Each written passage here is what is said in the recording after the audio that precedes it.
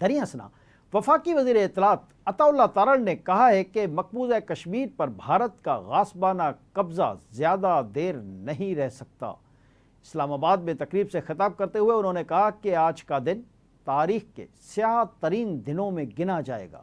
کشمیر کا مقدمہ پاکستان لڑتا رہا ہے اور لڑتا رہے گا۔ عطا اللہ تارڑ کا کہنا تھا کہ پاکستان کشمیریوں کی ہر طرح سے حمایت جاری رکھے گا۔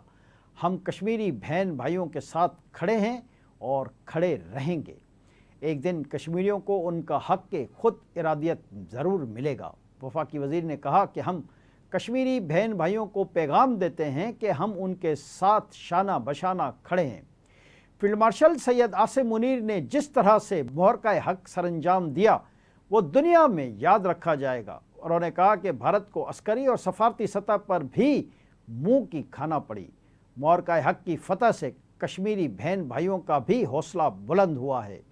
بھارت نے میلی آنکھ سے دیکھا تو بھارتی جہاز ہی نہیں مودی کا غرور بھی گرا دیں گے۔ ان کا کہنا تھا کہ افواج پاکستان اور پاکستانی قوم نے دشمن کا مقابلہ کیا جسے تاریخ میں سنہرے الفاظ میں لکھا جائے گا۔